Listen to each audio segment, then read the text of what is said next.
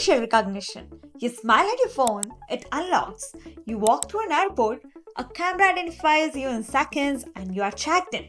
You stand on a street corner and maybe someone somewhere just identified you without your permission. But how is it all happening?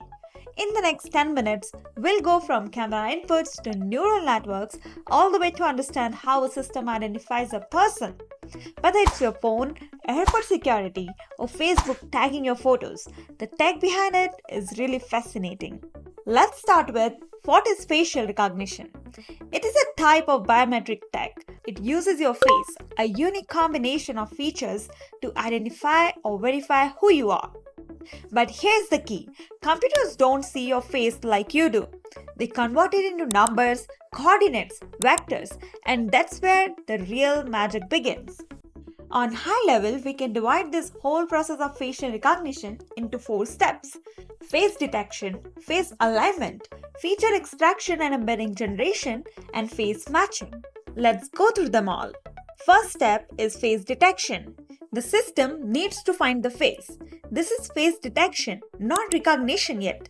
In this step, we are just answering a simple question: is there a face in this image? And where is it? In early days, to detect face, the computer would slide a small window across the image, scanning it bit by bit, looking for simple patterns that usually make up the face, like where the eyes, nose, and mouth tend to appear.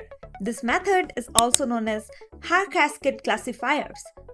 This method was fast and worked decently, but poor lighting, different angles, even slight head tilts would throw them off. Fast forward to today, things have gotten much smarter. Now we use deep learning models which have been trained on thousands of real-world face images.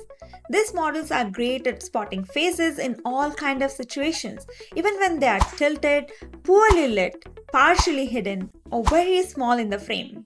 One popular model is MTCNN, or Multitask Cascaded Convolutional Networks. What makes it powerful is that it not only finds where the face is, but also pinpoints important features on the face, like the eyes, the nose, and the corners of the mouth. These are called landmarks, and they are crucial for the next step. There are even more advanced models like Retina Face that can detect very small or blurry faces even in crowded scenes. So what's the output of this step finally? A cropped image of face, centered and ready to be analyzed. Plus we also get the precise coordinates of key facial features which help us line up the face correctly in the next stage. Step 2 is face alignment. Alright, so we have detected a face. But the problem is, faces aren't always perfectly straight or still. You might be slightly turning your head, smiling, raising an eyebrow, or the photo could be taken from an odd angle. For the system to compare two faces accurately, they need to be in a similar position. Kind of like comparing apples to apples. That's where the face alignment comes in. This is the step where the system adjusts the face, rotating it, resizing it, and repositioning it so that the eyes, nose, and mouth all line up in the same way every time. It uses key points on your face, also called landmarks, that we detected in last step. This helps the system figure out how your face is angled and then adjust it. It's like putting everyone's face into a passport-style format. The system reshapes the image to fit a consistent format. Once we have got a clean and properly aligned image of the face, the next step is what's called feature extraction and embedding generation. In this step, we are turning the face into a digital fingerprint, a unique signature made up of numbers, something a computer can easily recognize and compare. To do that, we use an AI model, or we also call a neural net, which is trained to understand images.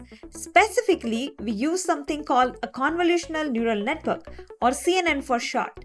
But don't worry about the jargon. What matters is that this model works in layers. The first layers look for simple things like edges or texture in the image. As it moves deeper, it starts picking up on more detailed features, the shape of your nose, the distance between your eyes, your cheekbones, and so on. All of this information is then packed into a compact set of numbers, usually a list of 128 or 512 numbers, which is also called embedding or face descriptor. You can think of it as a barcode for your face, but instead of black and white lines, it's a long string of numbers that represent what makes your face, well, your face. What's clever about this is that the faces of same person will generate similar embeddings, even if the photo was taken in different lightings. Meanwhile, faces of different people will produce very different embeddings. So instead of comparing whole images, which is slow and not very reliable, we compare these embeddings. There are several popular AI models that create embeddings really well.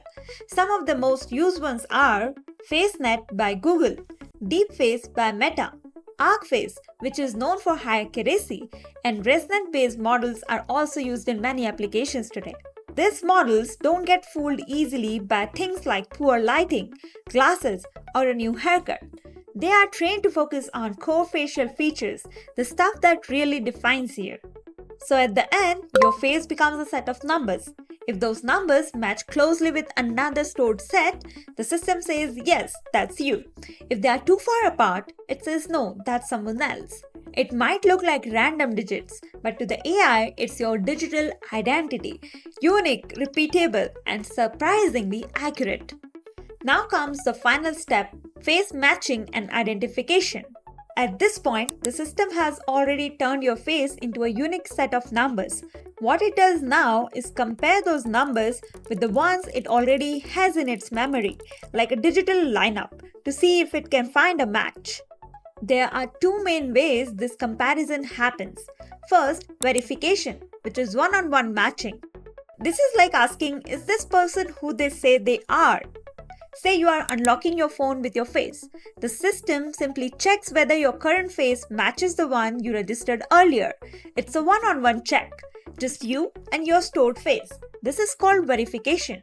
Another way is identification, which is one-to-many matching. Now imagine a security system at an airport.